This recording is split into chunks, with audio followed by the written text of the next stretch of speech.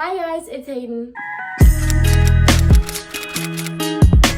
And today I'm going to be telling you the 10 things that you should not do while dorm room shopping. So the first one is a kind of 2-for-1, if you will, but I'm just counting it as one.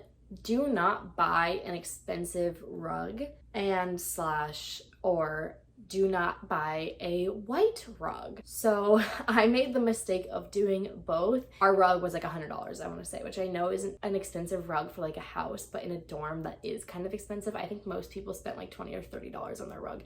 And on top of that, my rug was white, and within the first month of being there, someone threw up on our rug. And yes, we were able to get it out because of OxyClean, literally my favorite thing in the world. However, you could still, like after a few months, you could kind of see where it was. So do not buy an expensive rug because it'll probably get destroyed. And second, do not buy a white rug because it will get destroyed. The second thing is don't be the only one to buy everything for your dorm. I think that you and your roommate should split the responsibilities so that way that you guys both have shared ownership over your room and the items that you guys share.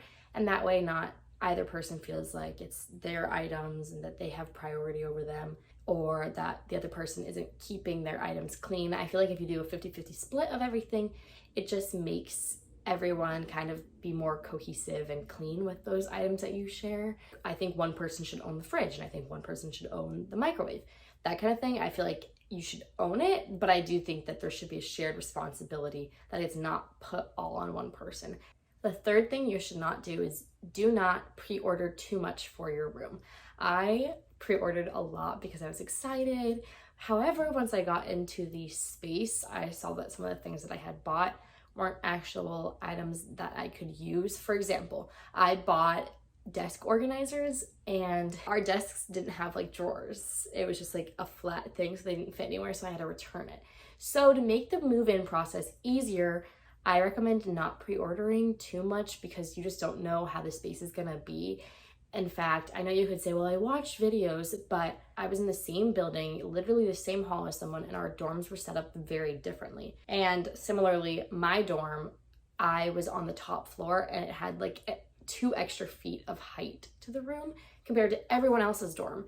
And so there's specific things that your dorm room will have that you didn't see in any of the videos that you like watched. And so make sure that you don't have too much that you're gonna have to return everything, because that will just make your move-in process more stressful. The fourth don't for the room is don't recreate your room at home. So I know that your dorm is supposed to be your home away from home.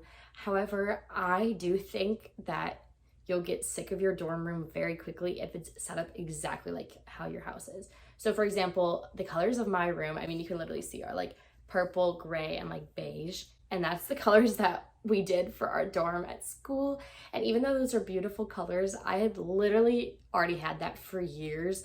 And so I kind of wanted to change it up halfway through the year. I didn't, however. This is just me projecting maybe, but I do think that you'll get sick of it faster. The fifth don't is do not rely completely on your dorm room lighting. The lighting in dorm rooms are atrocious.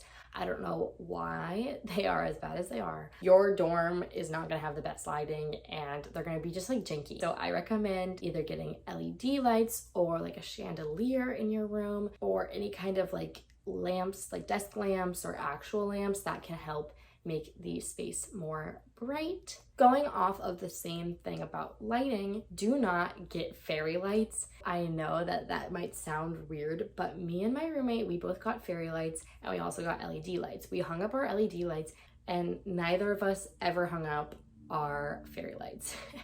I think that's partially because LED lighting is actually just brighter and our room was pretty dark. The other don't is don't count on your room for organization. You're probably gonna have to be buying different types of organizers. So when you're moving in, just be aware of what you need to buy, and that way you can go get it or order it online, because your room is not gonna come with all this kind of organization, if you will. It comes with the very bare minimum. And if you want to be clean in such a small space, I recommend getting organizers. When pre-ordering your items, don't wait to the very last minute to buy any of it. It will freak you out that it's not coming, or there's a delay, or your package got lost. it does make move-in more stressful when you don't have everything ready. And those few last days of summer, you just want to enjoy being home with your friends and family.